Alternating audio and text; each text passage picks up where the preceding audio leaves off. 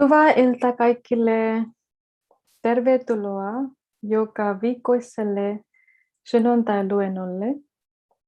Tänään meillä on luennoitsijana Sigrun Stefansdottir vieraana.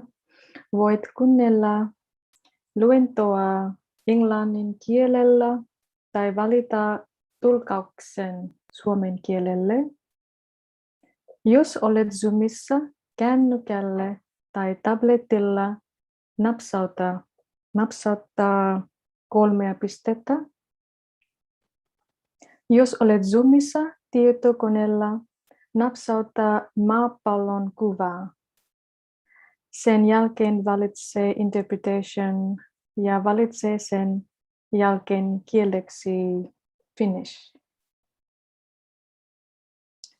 So good evening and warm welcome to everyone. Today we have a very interesting topic. And one of my favorite topic is acceptance in spiritual way. So acceptance can be practiced in all areas of life. You can exercise it towards your current experience or reality, beliefs, ideas, appearance, your emotions, health, your past, your thoughts, or even individuals. When you understand that you are a soul and every situation is an opportunity to learn from it, it is very easy to accept what others do, say, and behave. So to accept will bring you free from the resistance and rejection to more positive and natural flow in life. And it will take you away from the pain and sorrow. Our special guest today is Sigrun Stefansdottir, and she was born and brought up in Iceland, and she's the mother of 3 grown-up children. Her main work has been as a sales representative for a wholesale grocery company before. And Sigrun has worked in the area of local politics as well. And she came across Brahma Kumaris in 2008 while living in the town of Akureyri. Okay, Sigrun has to correct me, in the north of Iceland. Sigrun now is based in London and is living and working at the Global Corporation House, the center of Brahma Kumaris in London, I think about 4 years ago. So now Sigrun has become more calm, content, and has moved away from all the needing external stimulations to much more simpler, deeply satisfying lifestyle. And also, Sigrun enjoys very much growing trees and doing gardening. So at the same time, enjoying arts and all aspects of nature. So warm welcome, Sigrun. And if anybody has any questions after Sigrun's talk, please type them in the message box and then she will try to answer them. How are you, Sigrun? I'm very well, thank you. Nice to be with you. So I just start now. You did it, what I understood, you did it pretty well. I just thought Icelandic is like Finnish for most people. No, and sometimes when I'm abroad, people ask me, are you from Finland? Especially if I speak Icelandic, because there is some kind of similarity, even though it's not similar at all. But thank you for inviting me to be here today. Thank you for coming. And we will just dive into this topic of acceptance. Like she told you, then I moved to London 4 years ago, and I'm based in Global Cooperation House. That is a big center. It's one of the biggest center in Europe, and like the support center for other centers in Europe. And exactly today or this morning, there was a birthday celebration. And the birthday celebration was because the house was inaugurated 30 years ago, exactly today. So it was a birthday celebration this morning. It was very nice. We have like in all centers, there's a morning class. And in this morning class, we had this birthday celebration. And that was lovely. But when I was listening to the program this morning and thinking about where was I 30 years ago? And 30 years ago, exactly on this day, I was fully pregnant, waiting for giving birth to my first child. And my first child was born 6 days later. And then it came into my mind, okay, when you're giving birth to a baby, it is when you go through the birth contraction, It is a lot of pain, and then the pain goes. Those who have given birth to a child know that it is like a lot of pain, not sorrow, it's just physical pain, and then it's relieved and it's gone, and you wait and you have a good moment, and then it comes again. And this is a little bit like life is. Life is like that. We have good moments and we have not so good moments. And when we have good moments, we are happy and enjoy life, and it's just jolly to be alive and enjoying what is happening. But when we are going through the hard bit, it's not so pleasant. It gives sorrow, it gives pain, and some of us tend to like go into what we could call victim mode, or victimizing ourselves, and think, why always me? Why does this happen to me? Why it's always me that go through hard time? But it isn't like that. It happens to every single human being. Everyone has up and down in their lives. And so that is like part of acceptance, is to understand that we are all going through different things. And it's not like you are so unfortunate or everything is going wrong for you. It is just part of life. And once I heard about big essay that was done, or big survey, where people from all over the world were asked a lot of questions, and the purpose on this survey was to find out what people had in common that lived happy life and healthy life and long life. And you have to tell me if I'm speaking too fast. I just keep on going. Just, Gitta, you have to wave me if I'm going too fast. Yes, they asked people from all over the world, from rich country, poor countries, from people who, from different culture and different religions. And there was one thing that everybody had in common, that was living healthy, happy, and long life. And that was, whenever they had some kind of test paper or something came up in their life, that we would say accident, somebody would die, illness, or dealing with some kind of rejection or something like that. And that was that they took it like every other, or just regular things in life. It's like they accepted that this is just part of life. It is part of life that sometimes I'm having trouble, or sometimes there's something going wrong. And they took it, they accepted it. They took it easily and just looked at it as a normal thing, that something would go wrong with it. The car would break down or whatever. So it is like a scripture of how to live a long and happy life is to practice acceptance.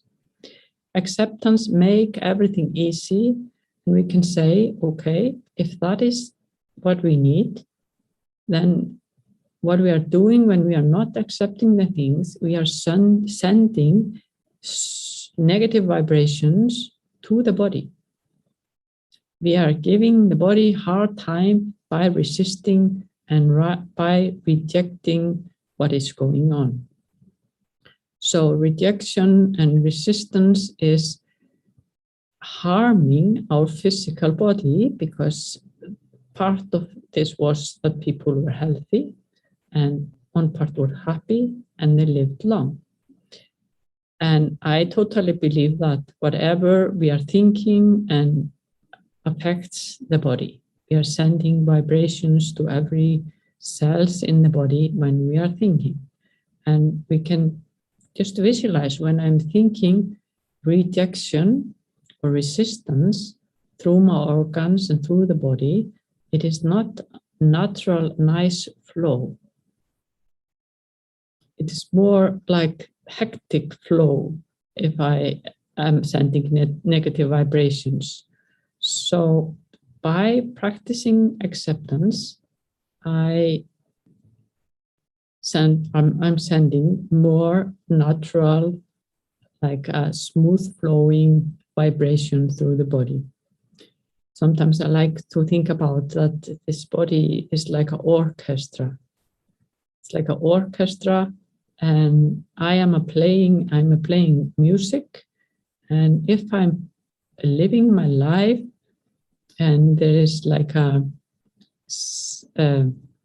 similarity in what I say, what I do, and what I think, then everything is in harmony. But if I'm living my life saying one thing, doing another thing, then the orchestra is not in harmony and I'm playing a false music. But yes, I can stop by in so many places when it comes to acceptance. But another thing that came up into my mind now was what the whole world is going through.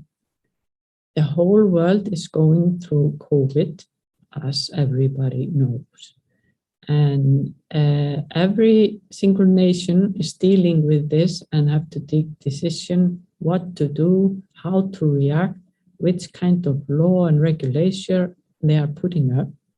When COVID started, I was in India and I went to Delhi for teacher training and stayed in Delhi for several days. And at that time, COVID hit the world very hardly. And it was like the police was chasing after us all the time because most of the people who were in this teacher training, it was Brahma Kumaris teacher training, were foreigner. And the police were coming constantly asking about information about us, how many we were, and wanted us to leave. Then I went from Delhi to city, it's called Ahmedabad. And it was the same there. We stayed there one night. The day after, it was a Thursday morning. There was a big gathering. We left after that gathering, but later on we got to hear that the center was closed down and they were not allowed to have any more gatherings. And then when I came to the headquarters of Brahma Kumaris in Mount Tabur, it was like the first question I got when I came there, when are you leaving? It was not like always, it has always been that we were so welcome when we came and everything's so nice. But at this time, it was just, you need to go home. And I got to stay there for two days. I had to book a new ticket and go home as quickly as I could. And I left India with the second last aeroplane that left Ahmedabad 2 days, after staying 2 days. And the feeling was that I was rejected everywhere. Wherever I came, there was a rejection. And because I was foreigner, I was the enemy. And that is a little bit what is happening in the world. Everybody are creating enemy in other nations. You know, every country is putting up rules for this country, this country allowed to come, not that country. And sometimes it seems like it has nothing to do with the number, even though they say it is the number. And it is very sad how this has become, because of course, I know there's a lot of politics in this, but of course, it is not foreigners' problem. it is just a worldwide problem. And if the nations could work together and help each other and do it in harmony, it would be much nicer. But now everybody are creating enemies wherever you go, and it's quite complicated to travel. I traveled last month to Denmark, and it was very complicated. And when I started to prepare for this talk, I thought, maybe this is just the new normal. Maybe I just have to accept that I have to go, like when I went to Denmark, I had to go through 8 COVID tests totally. And that's quite a lot. But maybe this is just the new normal. We have to accept what is going on, and then the flow will change. I have observed through my life when I'm planning traveling, and I managed to do it smoothly from the beginning. Think about it smoothly. Think about that the whole trip is going to be nice, easy, everything is going to be good. Then somehow the whole trip is like that. And I remember once when I was coming from India, I always got the best seat the whole trip in all the planes I went on. So it's like a creation. It's not just with traveling. We can create whatever we do. Say, for example, if we are applying for a new job and we decide if this is exactly the right job for me, I will get it. And if it is exactly the right job for me, I will get it. If I don't get it, then I know there's something else better waiting for me somewhere else. Not say, oh, I never get the job. Everybody else are more fortunate than I. Why is it like this? Just think, there is something else waiting much better. I just have to wait until that job is ready, and then I will get it. So then there is much easier flow in that process, and we can so easily create a nice flow. And we know that we are constantly sending vibrations, and these are vibrations, even though it's just thoughts, we are creating with the thoughts and sending good vibrations. But I said in the blur that it's possible to practice acceptance in any way, in every aspect of life.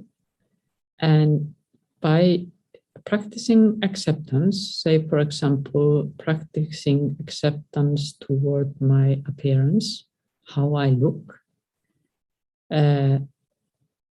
the whole life, many of us, our whole life, we have been criticizing the body, having a lot of thought about it's too much, say, for example, too big or too small or too tall or too thin or too this or too that, you know. And every single sentence that say it is too something, too big or too small, is wrong. They're completely wrong. It's something we have learned from the outside world, but how this body of mine is, it's just perfect. This is perfect body for me. And it's good to look at this body as my best friend ever. I, the soul, I'm traveling through the life in this body, and I'm with this body 24/7. Every single minute of my life, I'm with this body. And why should I not appreciate it, accept it, love it, have a lot of regard for it, and stop criticizing it? You know, no one in the entire world has served me as well as this body. It carries me around and allow me to do whatever I want to do. It allow me to travel. It's allow me to meditate or whatever I like to do. And it's timely to accept this body. I know I am soul, and I got this nice costume, and now it's time to love this costume, accept it, appreciate it, and really, really tell it how much I love it. Because when I think about these things, that it's not beautiful enough or not thin enough or fat enough or whatever, I'm sending negative vibrations. And I'm not accepting the body as it is. So I say to all of you that are listening, accept your body exactly like it is, but it doesn't mean that you cannot change it. You can put effort into changing the body. You can lose weight, you can gain weight, you can gain muscles, you can exercise, you can do whatever. And by accepting whatever, whether it's the body or accepting other people or accepting my situations, we are taking out the suffering out of the situation. There might be pain, okay? I'm dealing with pain in this body, and I decide to accept this pain. So then I am taking the suffering out of the situation. The pain is still there, but when I think about how poor me, I'm always having this pain, this is so hard, it's unfair that I have this pain, I'm creating suffering. But when I accept, I take the suffering away and I accept the pain. And then it's time to do something to heal the body. So there's a lot of laboring going on if we are not accepting what is going on, whether it's communication or the body or the situation in the world or situation in my house. And there's another thing that when we are not accepting, it's usually something that we don't have control over. It is not in my, it's not my role to tell other people how to be and how to behave. You know, I can change myself, but I cannot change others. And when I'm not accepting others, I'm trying to change something that I don't have authority over. And that's the same with anger. When I get angry, usually when we get angry, is that I'm trying to make people be different from how they are or do things differently. I get upset because something is done or said wrongly. And if I allow myself to sit down, I sometimes do it if I get upset and I sit down, I think, okay, here I am. I'm trying to control something. I'm trying to control other person, but I'm trying to control any situation. Why do I want to control this person or this situation? That is because there is some kind of fear.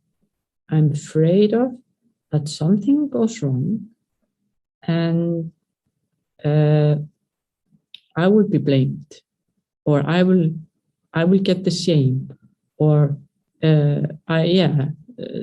say for example, or I will lose something.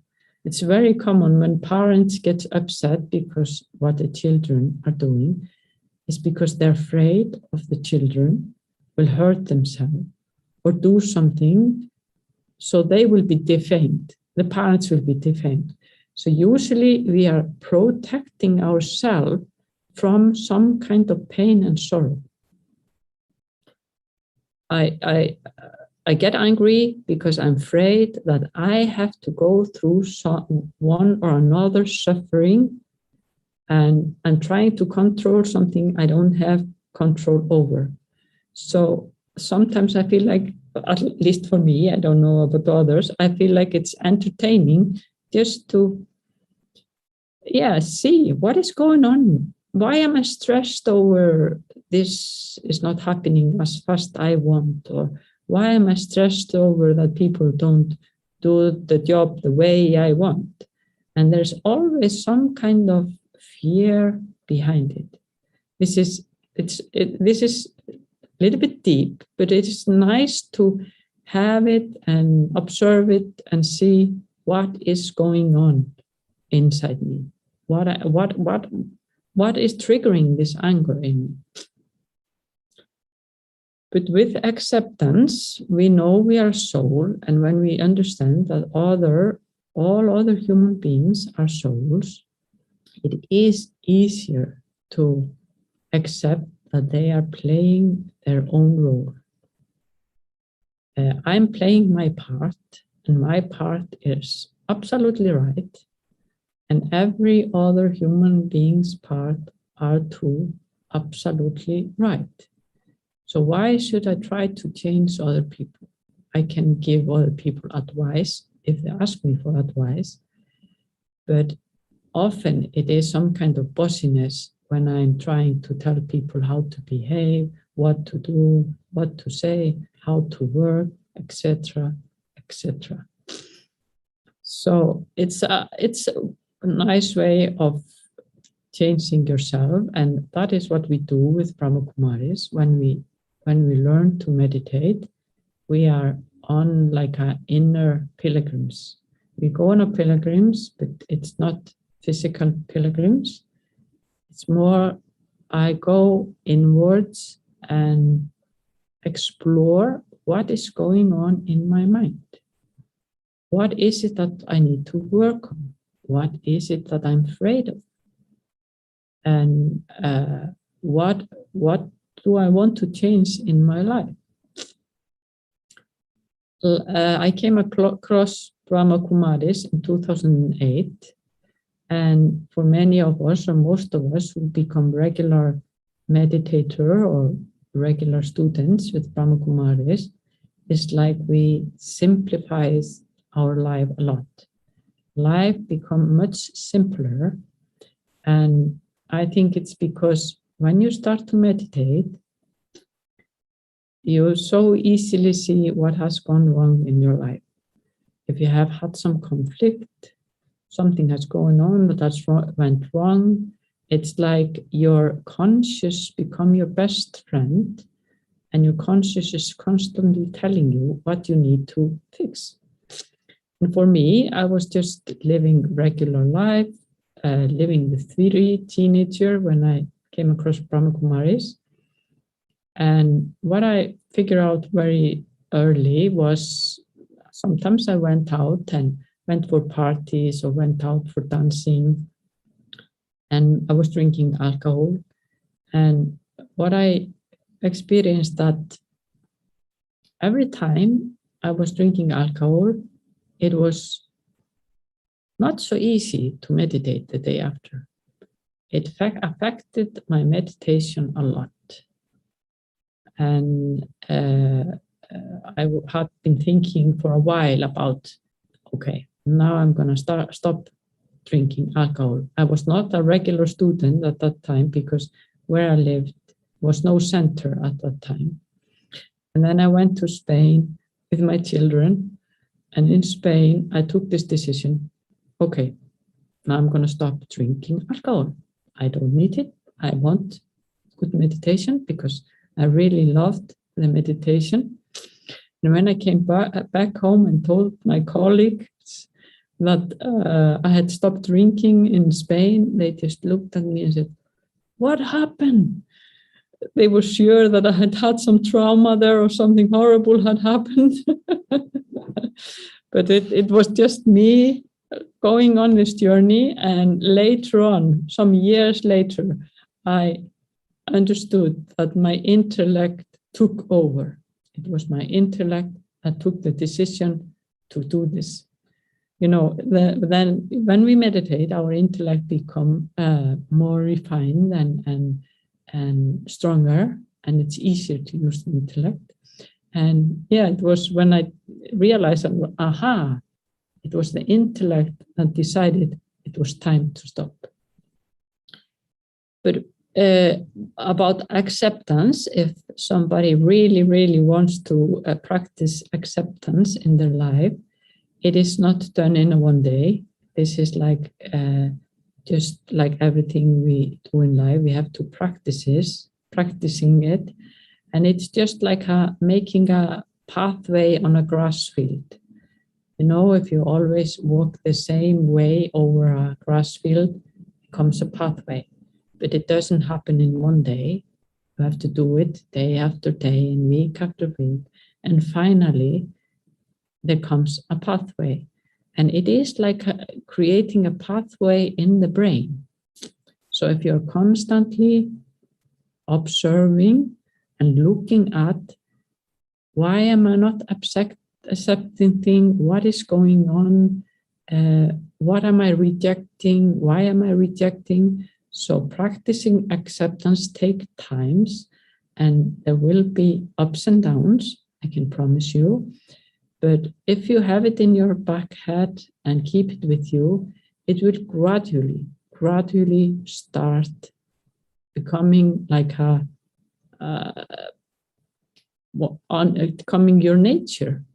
Become natural for you to accept people, accept the situation. Your self-respect will grow if you accept yourself. So it is worthwhile thinking about this, practicing it, and work on it, and play with it. Play with the idea that every single human being are playing their right part. There is no part wrong, and it's not mine to change their part. This is just their part they are playing. So I just say good luck with your work on acceptance. I think it's time for, I have maybe 2 more minutes. I am going to share with you one slogan that is very, very, very dear to me, because I was talking about the thinking, and it's matter how we think, and especially how we think about ourselves, and 2, how we think about others, because we are constantly sending vibration to others. But I have this slogan on my screen of my computer. It is, think highly of yourself, because the world takes you as your own estimate. Whatever you think about yourself, that is how the world will see you. And this was one of the first things that really struck me when I came to Brahma Kumaris, when I was told, you will never get more respect from others than the respect you give to yourself. We cannot think that people should give me a lot of respect, and then myself, I don't have any respect. I will not get respect until I give respect to myself. Om Shanti.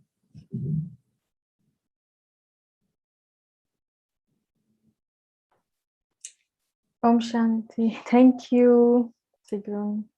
If anybody has any question, please type them. But on the meantime, I have one question.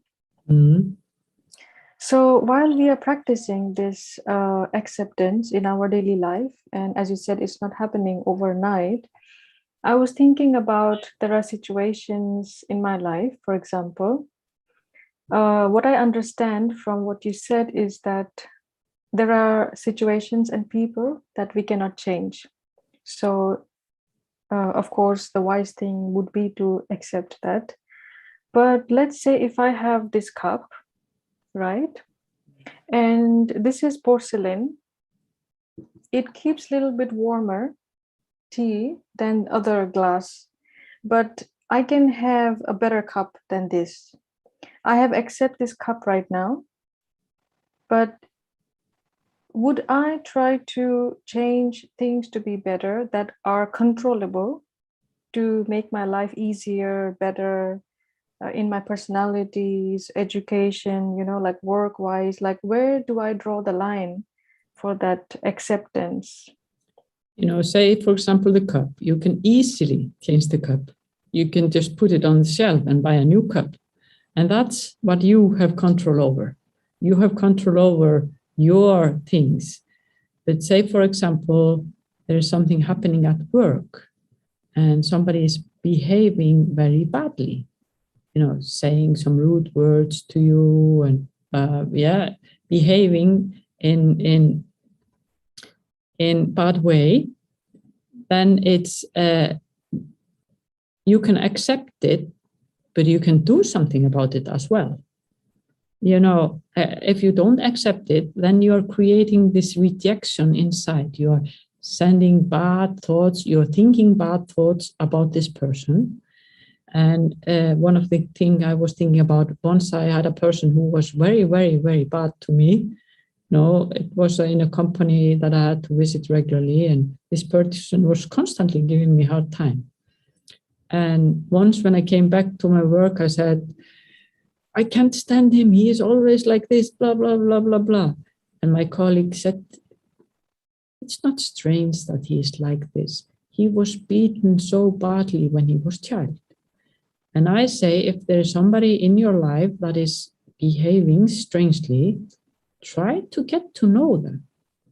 Try to get to know their stories, because there is something behind it. And when you know what this person is going through or has gone through, it might be easier to accept why this person is behaving like it is. It is some kind of hurt. There is some kind of wound going on, or somebody has treated this person badly. And then it's become easier for me to accept it. But if it's unbearable, then it's up to me to go to the boss and tell the boss, stop working there. Or, there are always some options. And by accepting, we are not liking something, we are not wanting or choosing it or supporting it. We are just stopping creating this rejection inside me. So it doesn't mean that you just don't do anything. It's more like, okay, I accept this situation, but what am I going to do about it? Am I going to go and try to help this person? Am I going to go and try to get to know this person? Or are the situation the way that I don't want to take part in this? And sometimes it's like that, we just have to stop. I hope this answered the question. Yes, so it's like also how that our attitude in acceptance is also very important, and not, like you said, there might be acceptance, but there might be still some resistance inside us. Yes, and if you practice this, the resistance will become less and less gradually, because, like you said, it's not over. It doesn't happen overnight. But when we practice it, it becomes easier and easier. It's just like peace, Yes. It becomes easier and easier to get peaceful quickly when you practice it. Yes, thank you. We have one question. What about when teaching young learners who are not interested in learning at all? How do we accept this? And in this generation, it might be very challenging. Yeah, I'm sure it is challenging, and it is challenging to be a teacher for sure. But I don't know if this is a teacher or if this is a parent. If it's a teacher, this is your job, so you for sure have to try to do your best. It's the same if it is a parent. And of course, she say young children. Yes, young learners. Yes. So we just have to keep on trying and try to make it entertaining or try to, I just can say what I did, what I did with my children. I was always negotiating with them. I was not, hadn't learned meditation at that time, but I said, okay, if you learn this, then we will do this. We will go swimming, or when we have finished swimming, we do this. So she said, I'm a teacher. I saw that. And I usually gave them a list of things that I wanted them to do. And what I did, I put very hard job, and then was the light job that I wanted them to do. So I knew they would always take the light job. So I got them to do what they was supposed to do. But I know the young generation today is rather rubble, and it's not easy to be a teacher at all. It's not easy to be a teacher at all. But the only thing I can say, we just have to try to bring some creativity into the teaching and get to know the students and try to have the teaching that suits each and everyone, because I would say the scale of how they are, both some are good and some are bad, is always getting wider and wider. There are more children that have some specialities, and it becomes harder and harder to get their attention, for sure. So I don't have any golden rule for the children, except putting some creativity in. But I heard something very nice a few days ago, and maybe that's why I heard it. And it was a teacher that decided to bring some meditation into the lesson. And they had some quiet time. They had some cozy time and quiet time. And the children were loving it. They asked, when are we going to have the quiet time again? So maybe it might be a method to find a way to bring some meditation into the schools. And what do you think if, because actually I have been also a teacher, and there was a time when I was feeling like I have tried everything as a teacher, and maybe sometimes a little bit too attached with them, expectation from the students. What you would say in terms of acceptance, again, with this regard, like, let's say if we do the meditation and we bring in all the creativity, but still there are students who just, are not up to like my expectation. Would you then have some line where you would just accept also and not trying then too hard to, get them, push them too much? This is a very, very fine line. Of course, it's your role to teach them, and it's your role to be detached from them as well, and we tend to think, okay, I'm not good enough teacher if I'm not teaching them what we need to teach. So it's a very fine line, and you always have to protect yourself, number one. Number one is that the teacher protect themselves and keep their status. And those who are meditators here, and there are several, or some who have been for many, many years. The children are constantly coming to them, the children that are growing up now, and thanking them for how calm, cool, and what they taught them. So I think it's more like thinking about what can I do for them that help them, even though they cannot learn what I'm supposed to teach them. We are constantly teaching through our behavior. So it might be better to think about what am I giving to them extra. You teach them what you're supposed to teach them, but you can give them a lot of good things just by being patient, by accepting them, sending good vibrations and love to them. Of course, it's an individual, and there are 100,000 situations. My sister is teacher and she talks to me regularly and she talk about how everything is getting worse and worse and worse. But, think about the love you can contribute and how you can sustain them and give them peace, etc. and etc. Yes. That sounds very lovely. Yes, and we never know what souls are picking up. Right. The soul are in need, and when the children are not behaving themselves, they are trying to get some attention. They need attention.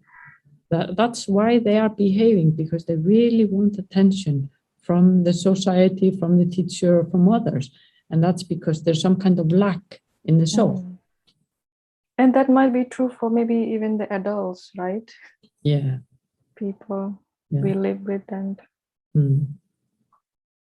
well, thank you very much, Sigrun. And I think now we are heading to meditation. I hope everybody have enjoyed this session, and hopefully we will see you again. Who knows, maybe I come to Finland. Yes, that would be even better. Like Finland a lot. Have you actually visited Finland? 4 times. 4 times. 4 times, just once to a center. I came to Nordic retreat once, but I was so fortunate that I came there 2000, or when I was like 23 on some women conference in Turku. And then I came once with my work, and I came once as a politician and once as a meditator. So I've come all a different role. Yes. But, all my roles bring me to Finland, so that's interesting. Well, hope to see you and very welcome in any role. It's funny to think about it. Okay, so we are going to have meditation now. Yes, please guide us to meditation, and now I will just go to mute. Yes, okay. Thank you. Thank you.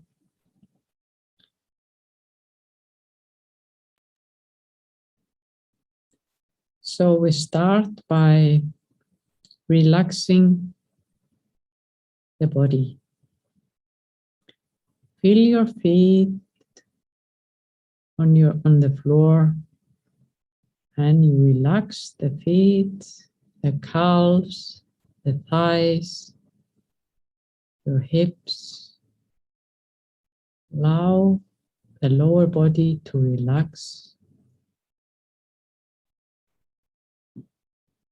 Relax your torso, all the organs, the liver, the heart, the digestive system. Just feel like there's peace filling up the whole torso. Relax your arms and feel how your arms become heavy and relaxed in your lap. Your shoulders drop down a little bit and become relaxed. I fill my neck with peace, and my whole face, my mouth, the nose, the eyes, the ears, the forehead, everything's become completely peaceful. And I take a deep breath. And I breathe in light. I breathe in peaceful light. It's a white light, and it's filled with lightness. And I feel how the body relaxes more and more. I'm breathing in peace, and I allow this peace to flow into all my organs and into the entire body. So the body is completely peaceful.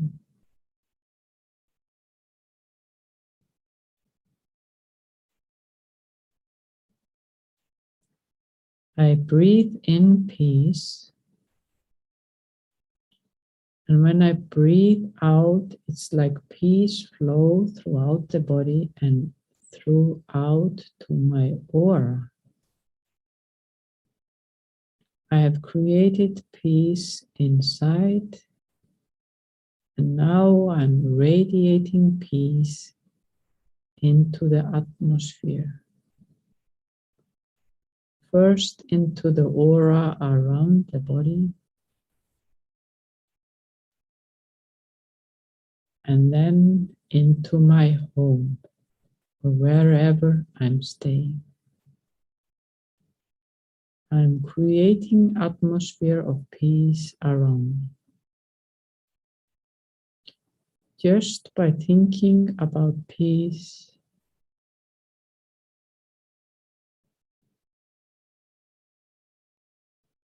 I can make this peace color my surrounding.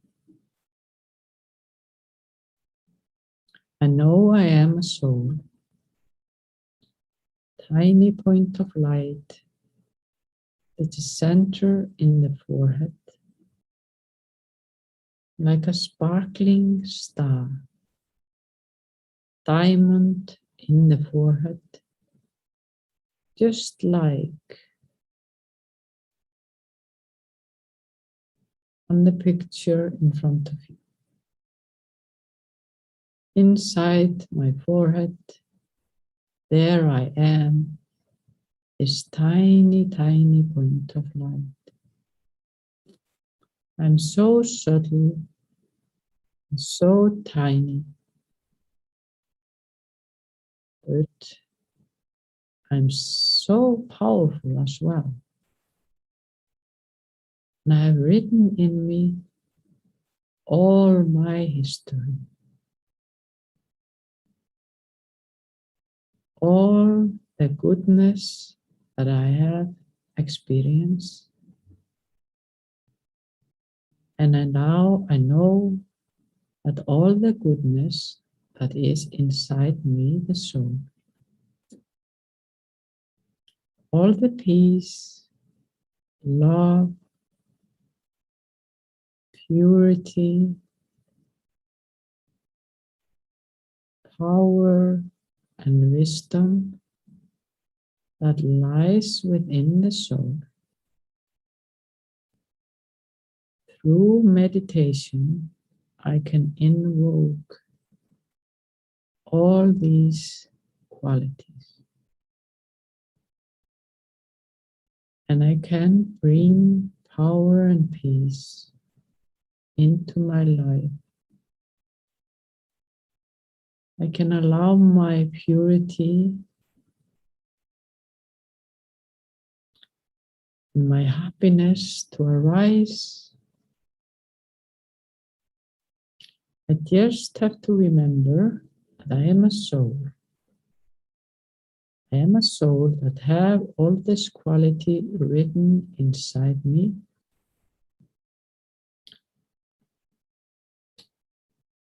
And by connecting to the higher being, connecting to the source of love and light, I can bring more peace and power and more acceptance towards myself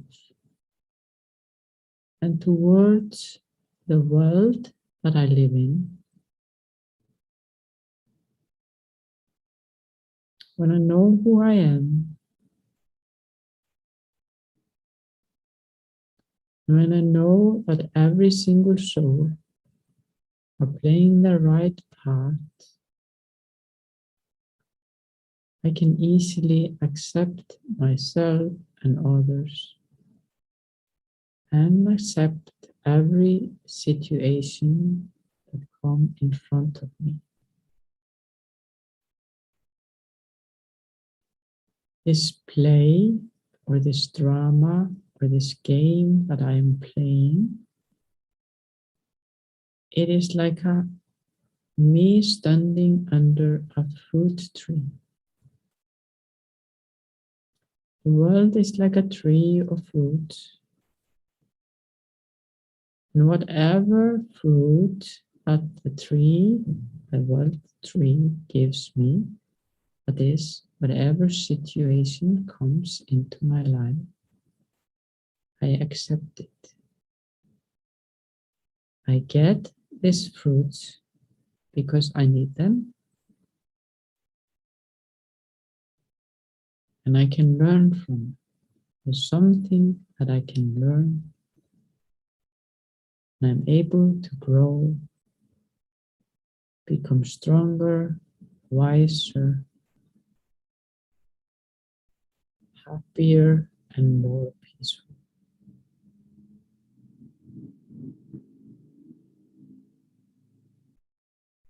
I'm coloring my life with acceptance, and I really can feel it inside my body, how releasing it is to accept what is going on. It gives some kind of freedom. But I don't have to reject, and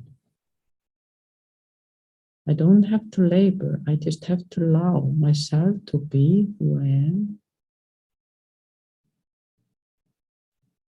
and allow the life to bring me whatever I can learn from. And every single situation that comes up and I decide to learn from it, it makes me stronger. I become more powerful and stronger. And my life become filled with love and acceptance.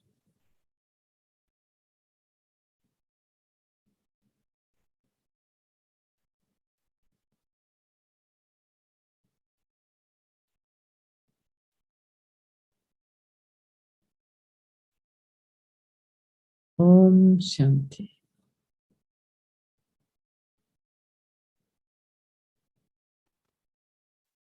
Thank you, Sigrun. Thank you. It was lovely to be with you. Thank you. I hope everything is good in Finland. Yes. We have now small announcements.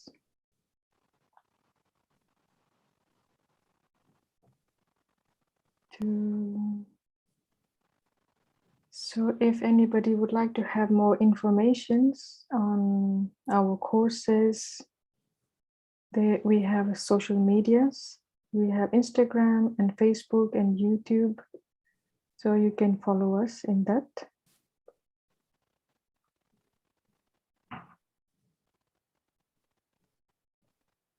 Akusi Suomessa.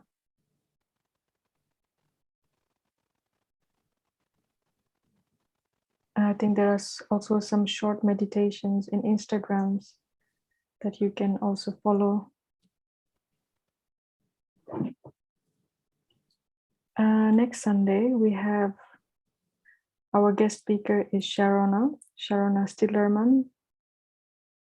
She's going to be talking about exploring the one problem and the one solution. And the time is same, 5 to 6 Finland time. Here is the information about the Zoom ID and passcode. And for more information, please check the website oppimeditoimaan.fi. So hope to see you next Sunday. And thank you, Sigrun, again for your lovely talk. Have a good evening, everyone, and see you